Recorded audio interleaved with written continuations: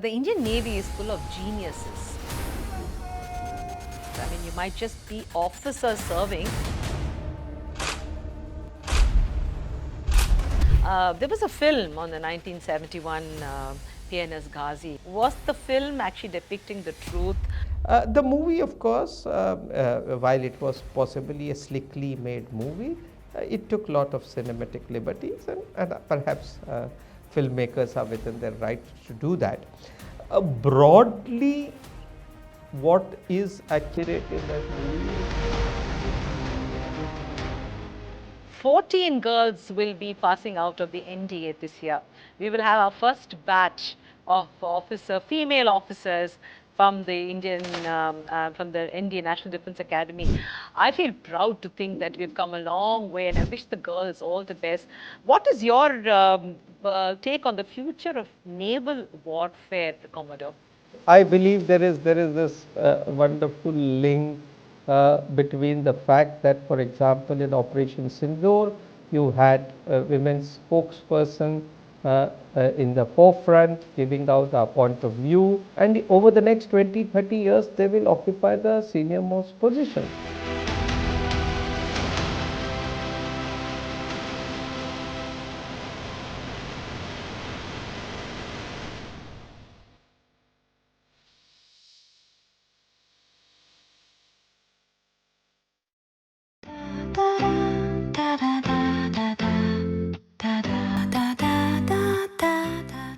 Jai Hind.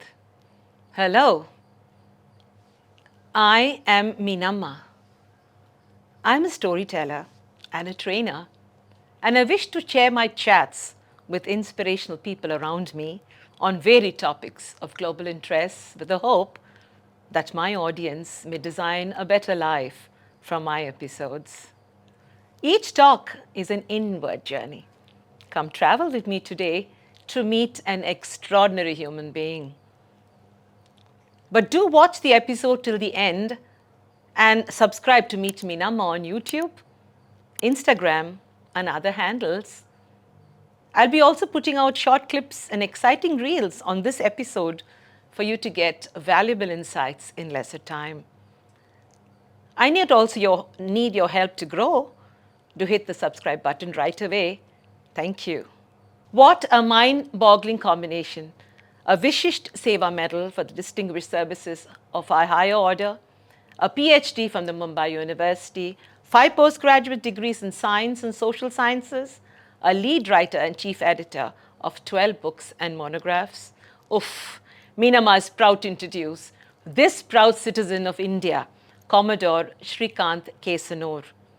An alumnus of the prestigious National Defence Academy, he was commissioned in the Indian Navy in July 1986, and in his 36 years of service to India, to the Indian Navy, he has had extensive experiences in maritime operations, training, professional military education, leadership, diplomacy, and communication. He has been the captain of 2 frontline ships, and in addition, his tours of duty have witnessed several important assignments, prestigious courses, and interesting tenures at sea and offshore. His other key appointments include being the defense advisor at the High Commission of India based in Nairobi, Kenya, covering Kenya, Tanzania, Seychelles, Eritrea, and Somalia under his area of responsibility. He was a senior faculty at the National Defence Academy, Khadakbasla, Defence Service Staff College at Wellington, and at the Naval War College of Goa. Prior to his retirement in 2022, he was the director of Maritime Warfare Centre, the MWC Mumbai, and in addition also the officer in charge of the Naval History Project. In addition to his Vishisht Seva Medal, he has been awarded the Lentek Medal at the DSSC and received a commendation from the Chief of the Naval Staff. After retirement, Commodore Kesnur has dedicated himself to the cause of spreading maritime awareness in the country through teachings, writings, public lectures and podcasts, and cinema. He describes himself as a marine evangelist.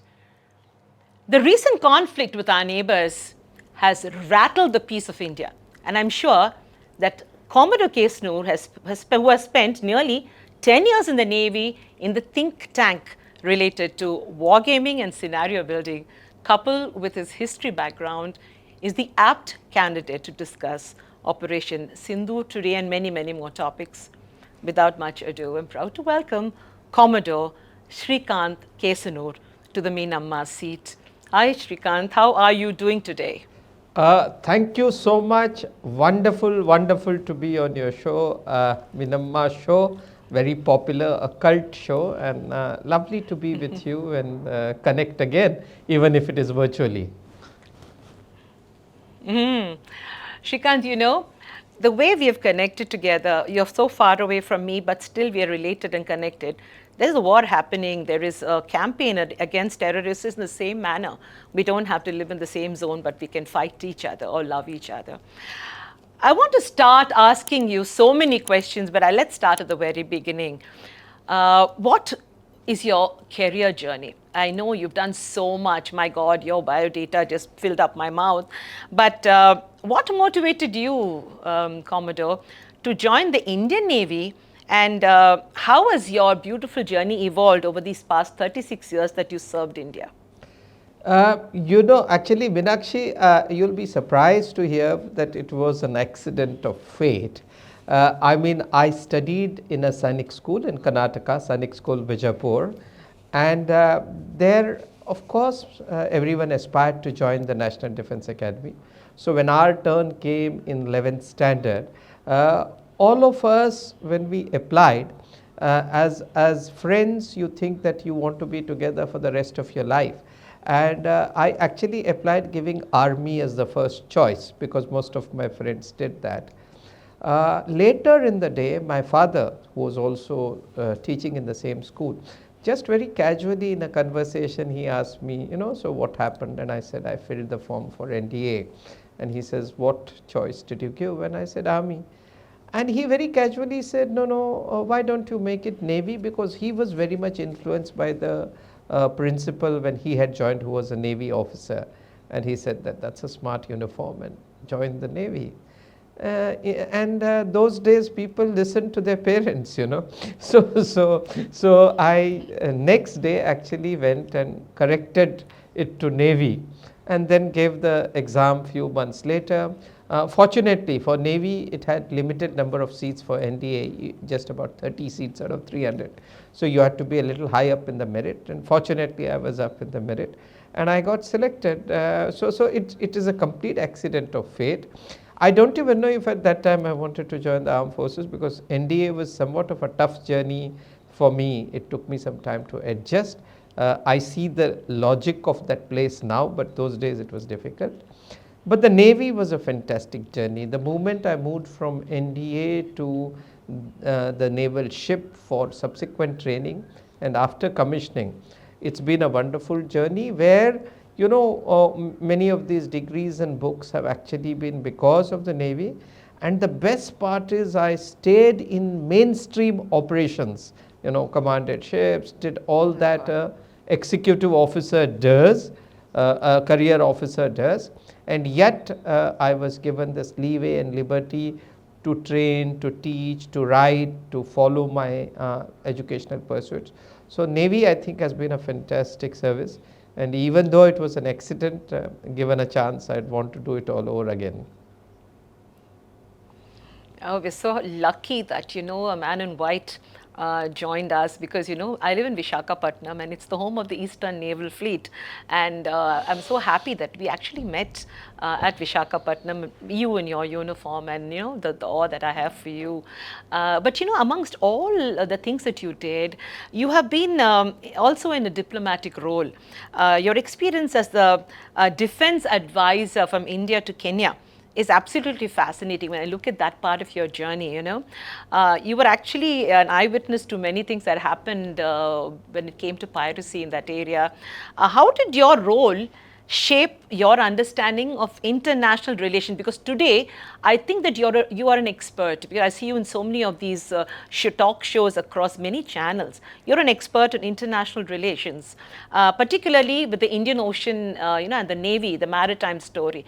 So I just want to know your experience at Kenya, and how did this role shape your thought process and what you are today? Oh yes, it shaped hugely, and I'm so happy you asked that, because you see, while most armed forces officers are wonderful professionals, and they see a lot of their own profession, so to speak, a few lucky people get to go outside of that and go get posted abroad, and I was there for nearly 3.5 years in East Africa, so you get to see diplomacy from very close range. And since I covered my area, as you mentioned, covered a wide remit, I used to oscillate between these 3-4 countries, talk to various people, and not many people know, but Kenya, Nairobi is a very, very busy hub of even United Nations operations, United Nations offices. So it was a very interesting, busy diplomatic job which widened your horizons. And as you brought out, at that time between 2008 to 12, this wave of piracy came. It sort of almost coincided with my tenure there. And Somalia was in a state of ferment. The capital in exile, so to say, of the Somali government was in Nairobi. Many of their people operated. The SRSG, the UN SRSG's office was set up in Nairobi. So my High Commissioner made me sort of point of contact for these piracy related issues. So it was very nice, on the one hand, talking with your fellow military professionals about this danger to maritime security, this challenge to maritime security, and at the same time seeing how different diplomatic, let's say, constraints, challenges, interlocks affect the ultimate outcome of a whole lot of let's say negotiations. And then you realize, that countries negotiate like human beings do. Often there are a range of things that come into the picture. And I was traveling. Of course, there was great sightseeing, and that goes without saying. East Africa is full of glorious sights. Seychelles is full of glorious sights, and Yes. and I can do a separate book on that. But it was the operational challenges posed by piracy at its peak. And at one point of time, therefore, I was talking to our naval headquarters, and since I was a defense attaché, it was also the Army, the Air Force headquarters. I was also in communication with the Directorate General of Shipping regarding piracy related issues. So you saw the government of India working, and you felt a sense of satisfaction when people were released from pirated ships. Again, it was a whole lot of backstage negotiations that worked in favor of many of these things. So all in all, I think it gave me fantastic exposure to a world that I had not seen, and that is why my PhD thesis was on India-East Africa relations and how defense diplomacy can help enhance that. So I put to use everything that I saw there. I would say it was a very, very rich tenure. I can go on and on. We can do a book on that. Yes, Commodore, yes, yes. And you're the kind of person who can tell a story. You're a storyteller. But the story of the moment, the whole world is gripped in the Indo-Pak issue. And I will be failing in my duty if I did not bring it at this time, because it could be an important part of this agenda. India has the 6th largest naval fleet in the world, this side of the Suez Canal. We also have the most powerful maritime presence in the Indian Ocean.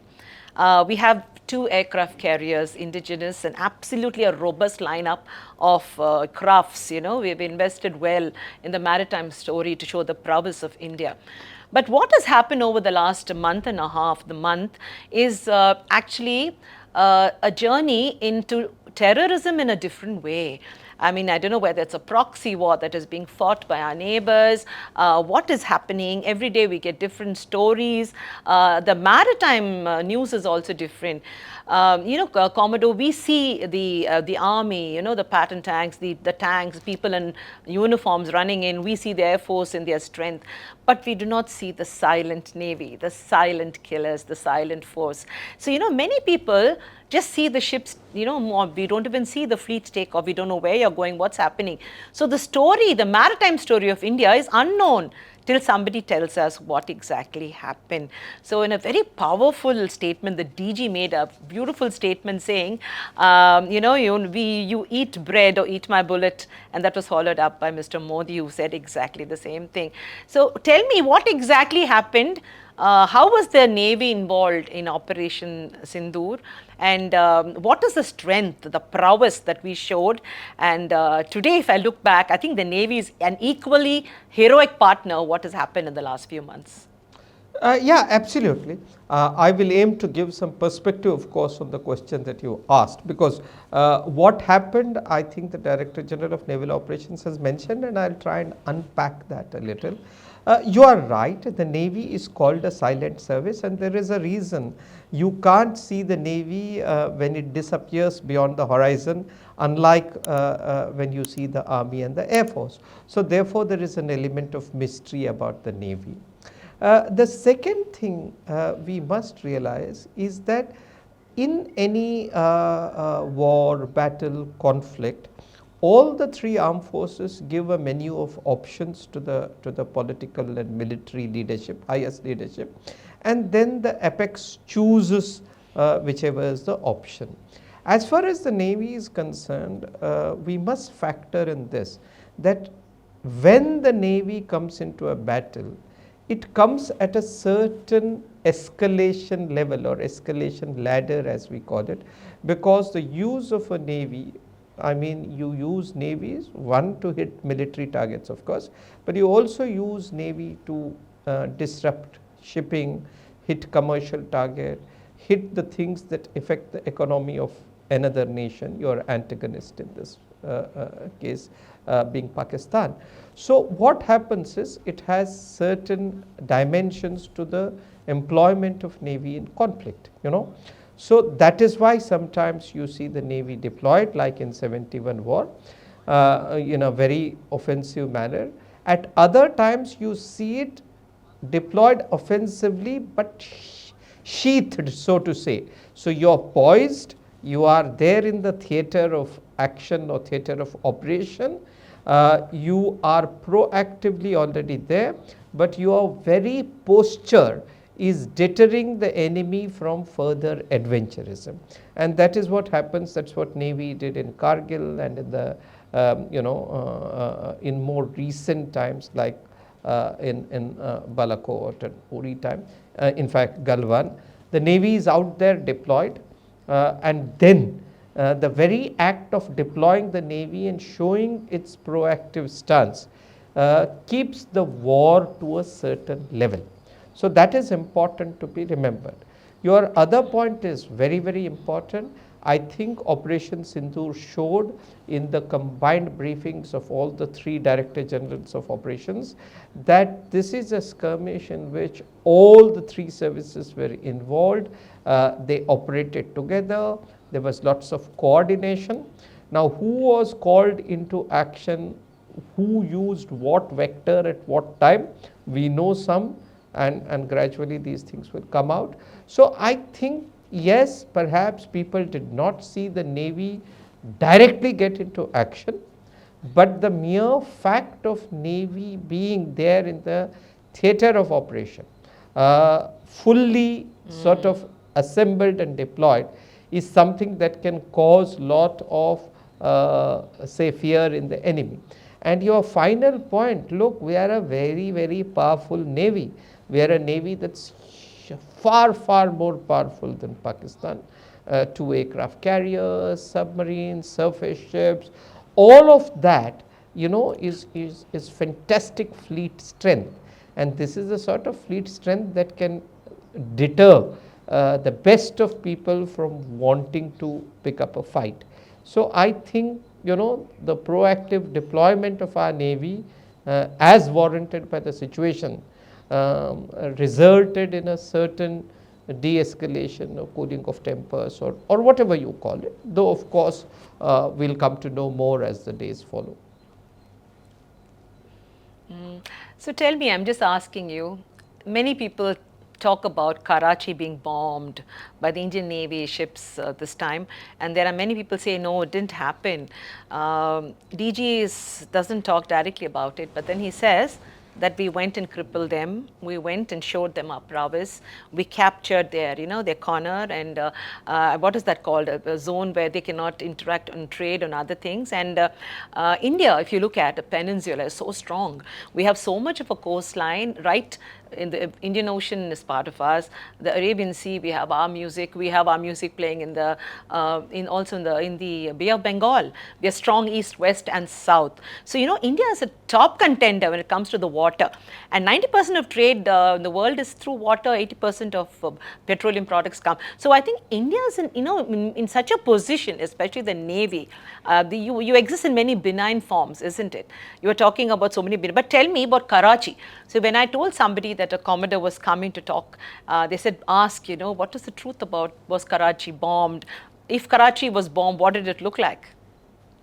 Well, the truth about Karachi is what the Director General of Naval Operations has said.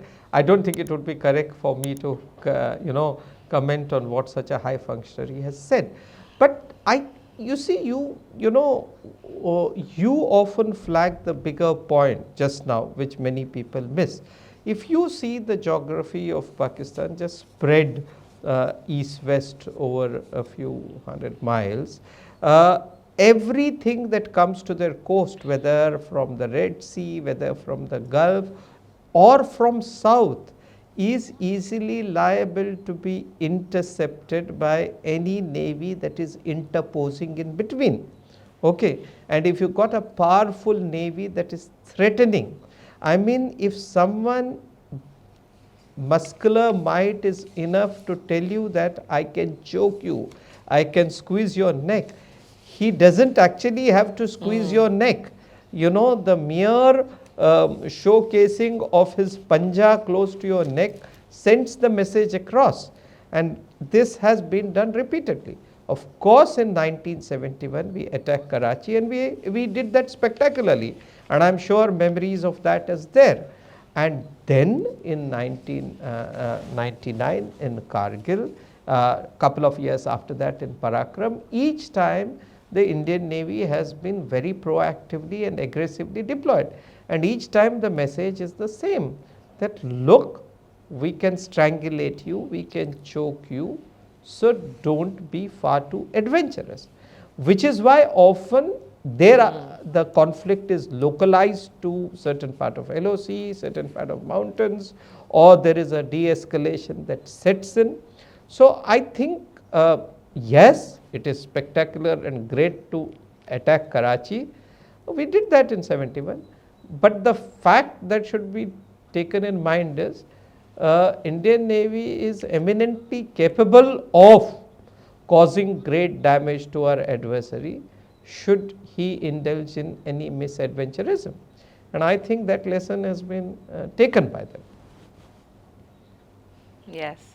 Commodore, precision strikes, the story has changed from your 1934 Royal Indian Army to today what it is. Every bomb, every missile has a brain of its own. This is said by you in one of your talks. Explain this to us, precision strikes, how we have changed, how the war game has changed with the Navy also being part of it. See, as far as precision strikes are concerned, all three services are in it, the Army, the Navy, the Air Force. They have different vectors, whether you use missiles on land, you use aircraft, you use ships, whatever you use. I mean, missiles are one way to strike, but even, drones these days that you send, a lot of loitering ammunition or munitions as they're called, they're all very smart.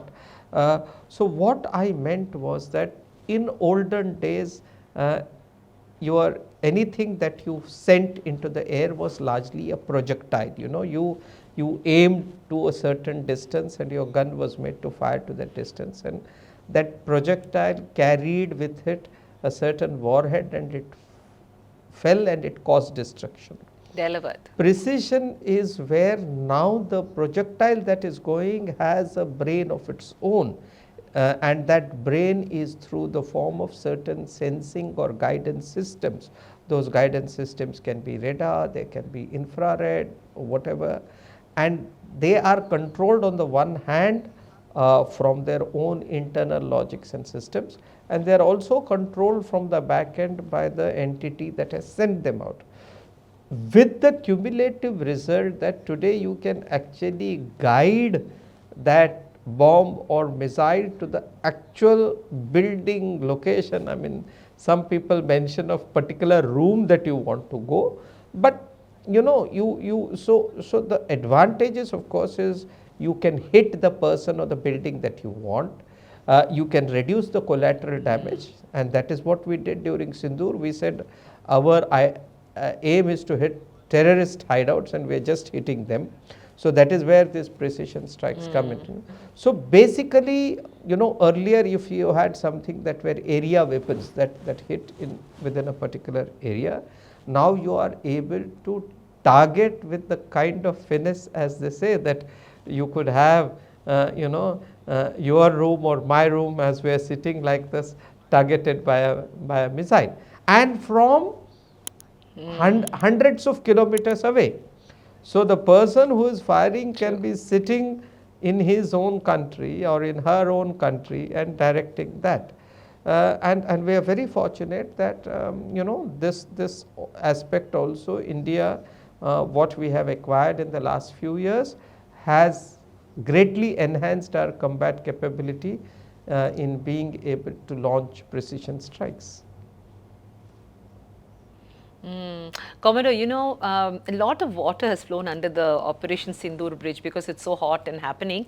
But I would take advantage of the fact that you're in this room and you're an archives man.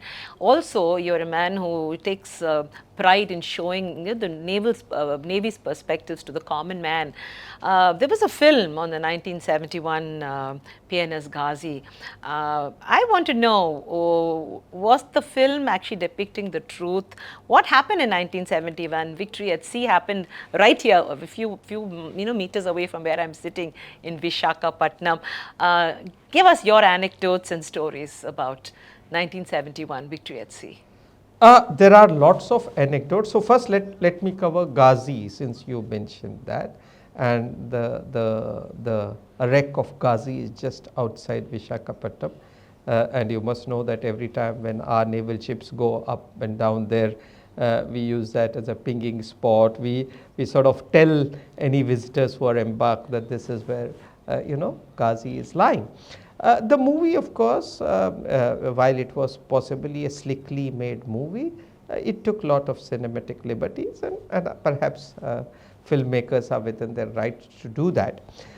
Broadly, what is accurate in that movie is how India planned a massive deception to seduce Ghazi to come to Vizag, and that is important to remember.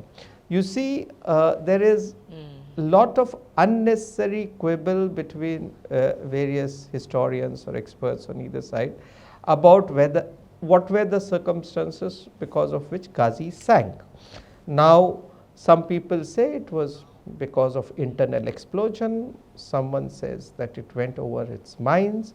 A very small section says it was because of the depth charges that INS Rajput put. Yes. A lot of people say no, it happened due to other reasons.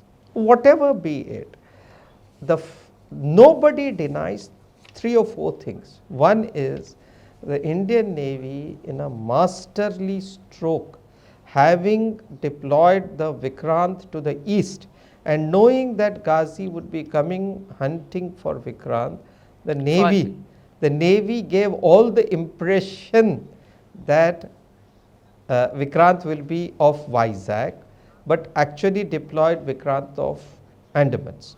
So that's a very important thing, yes. So Ghazi came to Vizag looking for a prey that was never there. Okay.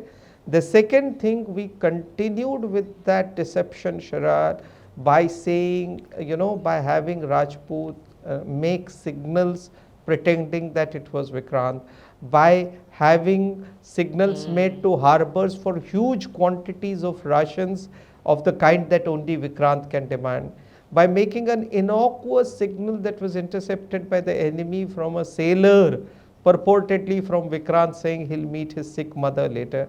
So it was a fantastic deception campaign. Admiral Krishnan, who was a CNC East, deserves a lot of credit for that. Perhaps at that time the Director of Naval Intelligence, Captain Roy, had something to do with it. We don't know. It was a fantastic deception campaign. Now once he has come there and he doesn't find Vikrant, and in his frustration or whatever, it is the equivalent of a forced error in tennis. Now you force that man to make an error, so it doesn't matter what was the cause of his sinking. I think the Indian Navy deserves credit for getting the Ghazi to its watery doom. Next thing, we must not forget, Correct. we must also not forget Rajput's great act was not in the fact whether his depth charges hit or not. Rajput was an old ship at that time, almost being decommissioned. When his captain, the late Inder Singh Veer Chakra, was told that, look, you will be like a bait for Ghazi. Rajput could have sunk if Ghazi had sent torpedoes to him. Sunk. And he said, sir, it is my Yes. great honor. So for Rajput to go What a to what a see, captain. and pretend that it was Vikrant and make signals and this one. So I think that's a great act of bravery. That is what we should remember, rather than quibble about whether his depth charges hit or something else killed Ghazi. The fact of the matter is the cumulative actions of Indian Navy drew the Ghazi to its doom. And I think there is Yes. no doubt about it. What are the other? Well, there are a lot of lovely anecdotes of the war, and I can tell you a lot. But I hope you'll not be surprised if I tell you about two things that were of big help in the war. One is the cigarette foil of a cigarette packet, and other is condoms. So, do you want me to go ahead? Oh my God, you now piqued my interest. Go ahead, go ahead. Okay. So, how do the condoms come in? Now, this is very, very interesting. The Navy had, before the war, actually trained a bunch of Bangladeshi Mukti Bahini, the water wing, for carrying out underwater saboteur attacks in East Pakistan. This is an unknown story, come out in a fantastic book called the Operation X. But it was these water rats or naval commandos of Mukti Bahini who caused the maximum damage in East Pakistan before the war actually started. They destroyed more than 1 lakh tons of shipping, which was in harbor only. And that was a fantastic, I don't think after World War II there's been any such similar attack by anyone. And operating behind the enemy lines, these were the trained Mukti Bahini people. Now what is interesting is these guys had to put a limpet mine. You can think of limpet mine as an underwater bomb below the ship for it to blast and create a hole and for the ship to sink. Now for that mine or bomb to detonate, you have a plug, and that was a soluble plug which dissolved in half an hour, and once it dissolved in half an hour, it would trigger the detonator, which in turn would detonate the explosive and it would sink. Now, however, you needed more than half an hour because these swimmers had to actually swim downstream during the tide, hide the bomb on their stomach swimming underwater, and then go and implant it beneath that target ship. So you needed a plug that would stay for at least 1 hour without dissolving. But the plug in that mine was only, limpet mine was something that would dissolve within half an hour of being in water. So for a long time people were thinking of what solution to do, till one night one of the men hit upon a brilliant solution. They said, let's put a condom over the plug, so that when it is carried all the way underwater to the ship, it is condomed, so to say, and when he put it on the ship, the limpet mine, he removed the condom and swam out. He had half an hour to swim to safety, and thereafter it would swim. So it was a brilliant, simple solution. And actually, Hindustan Latex Factory in Trivandrum was suddenly flummoxed when it saw a lot of order from condoms from somewhere in India's east, and people wondered what is the Indian Navy up to, you know. And so similarly, Wow. isn't this a fantastic story, you know? It is a fabulous story. Can you believe the combination of a condom and a, Bhavani? And tell me, the commandos, but the commandos, did Navy had commandos at that time, or these are the first versions of the Marcos and commandos? No, this is not actually, the Navy didn't have, these were divers, but these were not, see, we were smart not to cross across into their territory, because it was a moral fight and we didn't want anyone saying you are operating behind the enemy lines. So we trained the Mukti Bahini into carrying out these activities. They were trained in a place called Palashi in West Bengal, where the famous Battle of Plassey, the famous Battle of Plassey. Battle of Plassey. Yeah, Plassey. They were trained there in a camp, and not many people know this fantastic story. So those 400 naval commandos of Mukti Bahini who were trained, they created the biggest damage before the war. It's historic. And that's how some of these help. Similarly, cigarette foil, there was a ship INS Bias, and Bias's main gun director, the armament, now it is guided by something called a gyro unit. And that gyro unit, to keep it stabilized, it has a little silver element, a silver foil. So just before the war, INS Bias found that its gun was not working, because that gyro unit was not stabilizing. And when they found out the problem, they realized that they needed this little silver element to set it right. But it was a British gun, all of these were British spares, British had cut off the supply taps already, and you had the danger of one of the ships being virtually, unable to take part because its main gun was non-operational. And one of the bright sailors actually removed the silver foil of a gold flake cigarette packet and used that, and oh my God. Work. So there are so many stories. And did it work? It worked, of course. Bias was there in the war. Bias fired during the amphibious landings. Bias, commanded by then Commander Ramdas, who subsequently became CNC East, and also the Chief of Naval Staff, Admiral Ramdas, the late Admiral Ramdas, and this is a story that he himself has written. So it worked. The act of taking ships, missile boats, unexpected Karachi attack, the Pakistanis never expected these missile boats to come. These missile boats were offered to Pakistan by the Russians. They did not take them, and we bought them, and we used them in a very intelligent way. Towing them for some distance, thereafter having them accompanied by other ships, having them fueled when they got back, having them sprint at night. But when they attacked Karachi, Pakistan didn't know. They never expected these Chutku boats to come and create such havoc. So I think the Indian Navy is always, I can tell you a lot of stories, but I think I'll leave it here, otherwise this podcast will go on. The Indian Navy is full of geniuses. I mean, you might just be officers serving, but there have been so many anecdotes and stories. Like I still remember Commodore Paul Raj, unknown officer who made such a commendable, choice, and what he did was historic. Tell us more stories, Commodore, about your peers who did such wonderful stuff.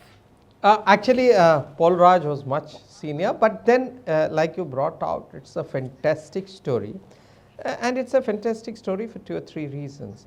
One, of course, because he is today one of the most respected scientists the world over. And he is the gentleman who's, the sort of pioneer of this MIMO technology, multiple input, multiple output, which is the heart of 4G and 5G, which runs your smartphones. So in a way, it is a retired Indian Navy officer, Commodore Aragyaswamy Polraj.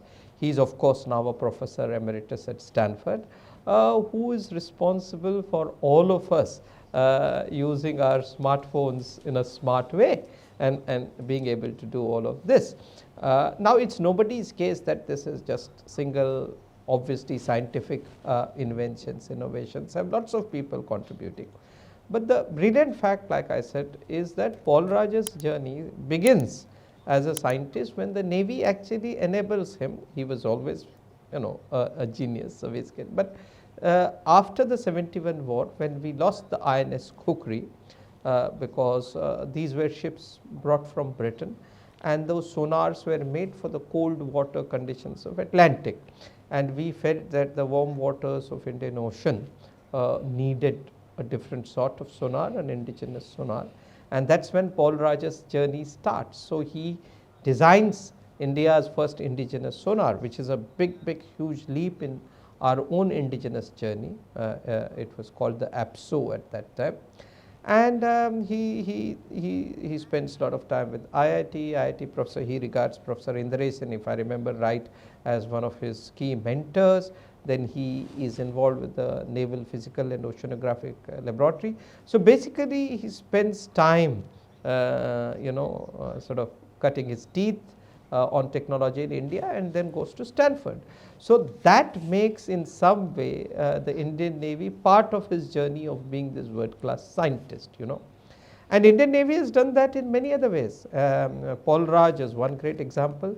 There is a fantastic person called Captain Mohan Ram. Captain Mohan Ram is based in Bangalore. Captain Mohan Ram, now we build all our ships in India, and we design all our ships, So whether it's the aircraft carrier or something.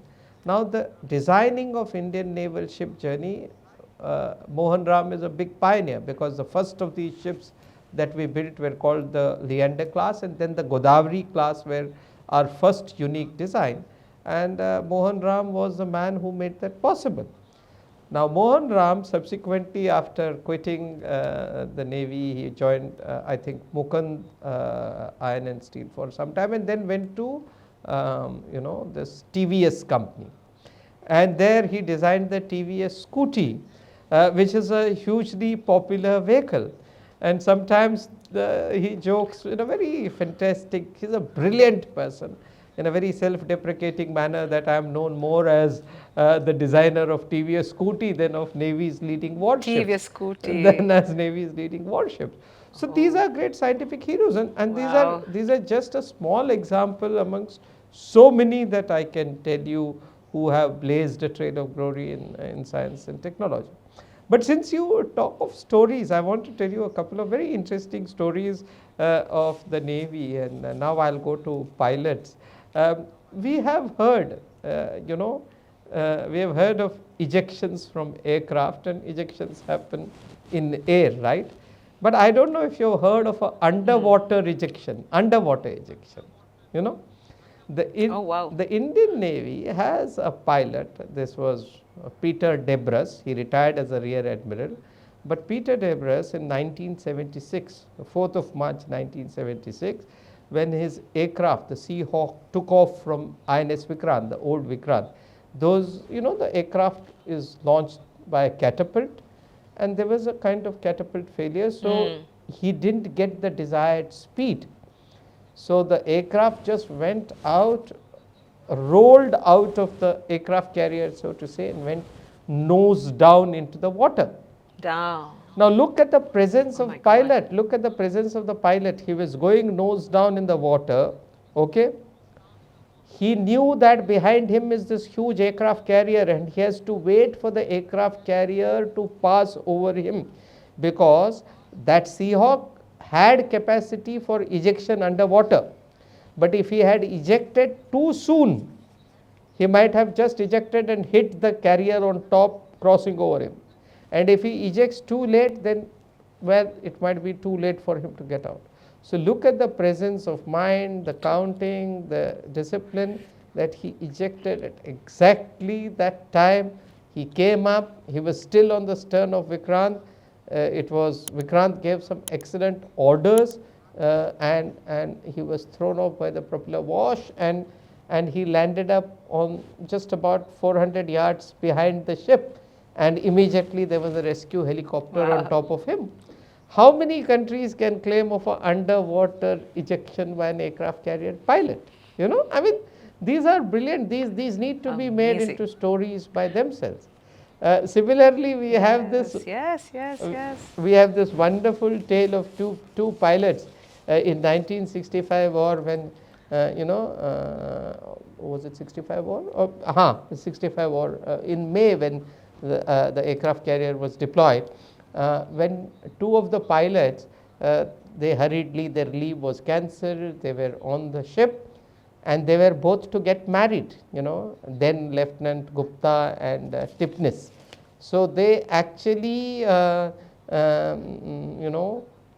the ship learnt of them and the fleet commander learnt, even though the ship was deployed, they took a compassionate view of their passionate requirements, so to say. And so these were both pilots of Seahawk. So the ship came somewhere between, one pilot was getting married in Bangalore and other in Bombay. The ship came in sea somewhere between Bangalore and Bombay and launched these two pilots to go and land in Bombay and Bangalore on one day's leave. Okay, it was not even leave. They couldn't have flown during leave. They were just sent on one day's duty, where they landed, and they had to get married and fly the same aircraft and come back. So Lieutenant Tipnis. Oh my, what a lovely. Tipnis sir is unfortunately no more, but I keep asking Gupta, Lieutenant Gupta. He retired as a rear admiral too. I said, sir, not many people. I mean, people go in a barat on a horse or on a Mercedes. Which officer or which person can claim to have gone in a fighter aircraft? So that is. Oh my God! How it's getting goosebumps. Absolutely, isn't it? Amazing. What a beautiful story, and what a lovely gesture. A marriage to be remembered forever. Yeah. Srikant, you're amazing with your anecdotes, and you have so much of it. You write these books. You actually present the common man, the Indian Navy, and our perspectives change when we meet officers like you. Any more good stories? We have a few minutes more, and I have my entire life. I'm going to listen to you more as I meet you, but let us know if we have anything more that we can give. I'm sure the people are enjoying it.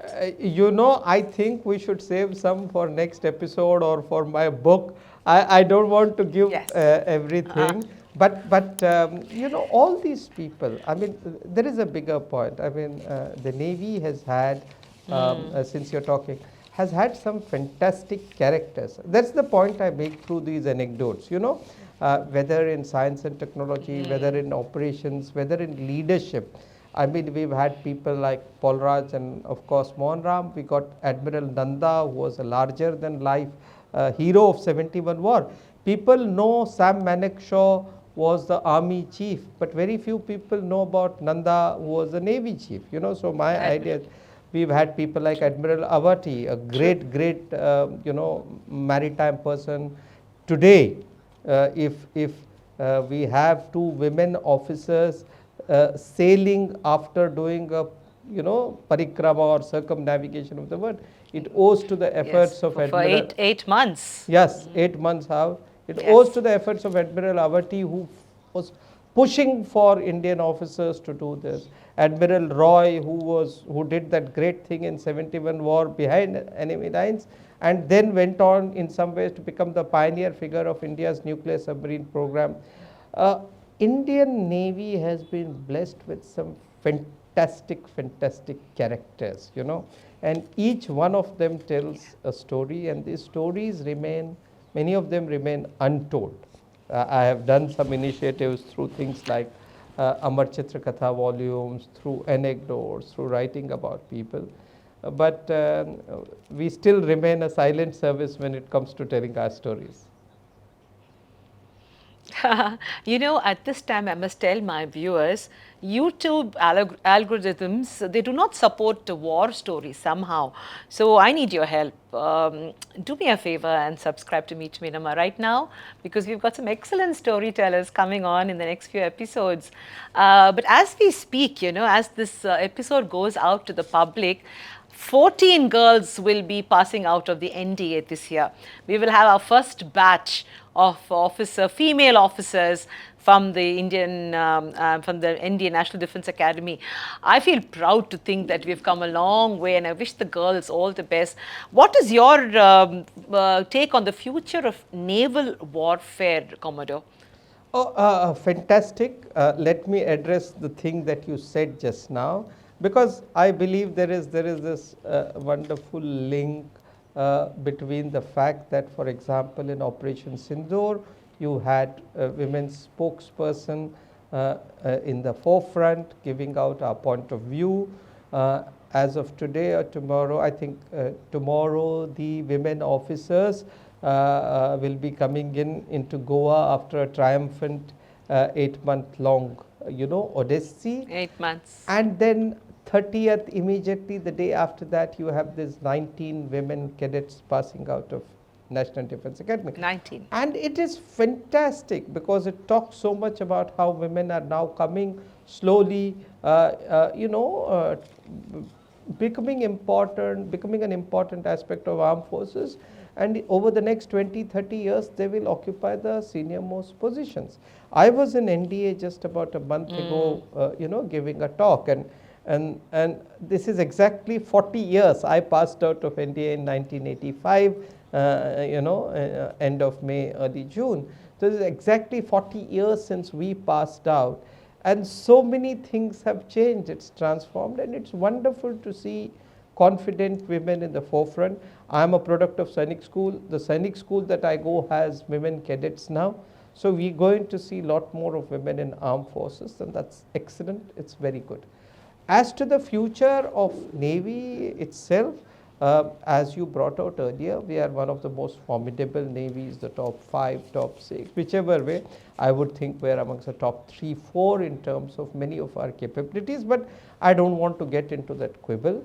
The fact that we began in 1947 with less than half a dozen sloops, small ships, and today have transformed ourselves into becoming one of the most formidable, biggest navies in the world, talks a lot about how various people have made this possible, including our pioneers. The future of the Navy is good, and it is good for various reasons. Navy is always in the forefront of absorbing technology. We are very technology intensive. We are very kind of focused on that. It's also good because, see, the Navy, with no disrespect to the Army or Air Force, they do a fantastic job. But the nature of Navy means that we operate in international waters.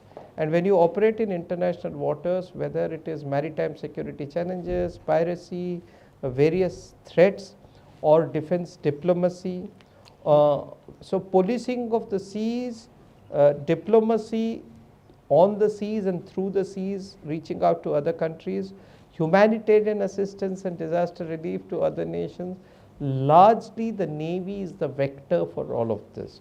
So Navy comes to have a role to play in various aspects of our foreign policy and governance, and indeed in nation building.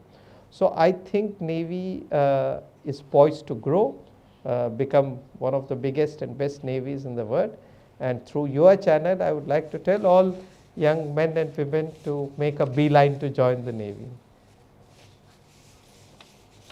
Thank you so much, Commodore. And you know, it's, time is always flying, and officers like you come with a certain element of nostalgia, a certain amount of pride, the kind of essence of Indianism that each one of you brings to the table makes every podcast like this valuable. And I'm sure that all our listeners have enjoyed, listening not just to stories of the Navy, but to the anecdotes and the funny side, the flip side, the human side of an officer who's got so many tales.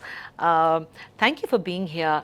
And for all those who are watching, life is a beautiful journey. Remember, All of us take this journey without knowing where we are going. We all are silent warriors. So when we embark on our journeys of life, make sure that you look at the road ahead as the only destination that you have. Make sure that every time you set out on that journey, you make memories. And when you anchor finally, anchor in peace, harmony, happiness, and at every step be proud of who you are. You will always remain an Indian, a proud Indian, a man, a woman who has given back to the country the pride of being Bharatiya. Jai Hind, thank you so much, and I hope you've loved this particular episode. I would ask Commodore in parting to give me opinion on Meet Meenamma. If you watch Meenamma, a middle-aged woman who's trying to keep her place in life and relevance, would you like people to subscribe to me? Because many stories like the stories you've said are coming on. Absolutely, I'd like them to subscribe to your show because you're able to tell them with your unique charm, and you yourself are such a fantastically, let's say, both a very grounded and at the same time a very cosmopolitan person. So I think your insights in any show are useful and people should subscribe to your show. And I will be failing in my duty if I did not ask you about Vishakhapatnam and the Indian Navy's Eastern Naval Command story. We will end with this. Yes, of course. And I think, Vishakhapatnam is very important. It began initially. Mind you, we can go on. There is Vishakhapatnam's role in World War II. I mean, I hope people are aware that actually, I think in April of 1942, it was attacked by Japanese, fighter planes launched from the Japanese aircraft carrier. Then there was a submarine attack in 1944. There is, in addition to Ghazi, there is a Japanese submarine wreck also of Vishakhapatnam, which happened. So Vishakhapatnam played an important role pre-war as a sort of transit point for the Burma campaign. But if we leave that and come after 1947, we tend to forget that in 71 war, it was actually the key enabler. This was the theater that mattered. It was liberation of Bangladesh was our key objective, and the Indian Navy's role in East, whether it was Operation X or the surface operations through the aircraft carrier and the aviation operations, of course, through the aircraft carrier, all of that cumulatively resulted, we strangulated them, and because of that, they couldn't escape, and that is the reason you had 93,000 prisoners. So that's very important. Similarly, in Operation Pavan, again it was Vishakhapatnam's Eastern Naval Command that played the key role. In tsunami of 2004, Eastern Naval Command played a very important role. So gradually over a period of time, beginning in the early 50s and 60s, as a smaller, younger sibling of Bombay's Western Naval Command, I think now Vishakhapatnam has bloomed. And there are 3-4 important things, Meenakshi, and I must flag it even if it takes some more time.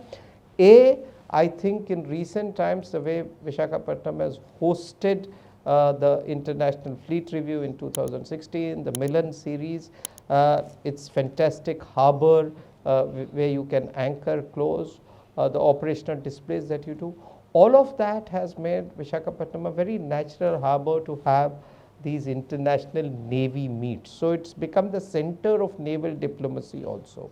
The second thing, with the Kursura Museum, the Harrier Museum, the TU Museum, the Victory at Sea Memorial, on the RK beach, having so much maritime memorabilia, connects the citizens of Vizag with the Navy in a beautiful way. So the citizens have started having stakeholdership in the Navy, and that's fantastic, I believe. So and because of that, you're able to have this Vizag also feature into conversations about maritime India. So we talk of Vishakhapatnam as the city of destiny. I believe it's also the city of India's future maritime destiny. And, Thank you the so people much, of and I thank the city of Vizag. Visakhapatnam, hats off to their love for the Navy. Yes, I'm such a proud person in Vizag and to have met you in the city. Thank you so much, officer. I salute you for everything that you are. Jai Hind and Vande Mataram. Jai Hind, Vande Mataram.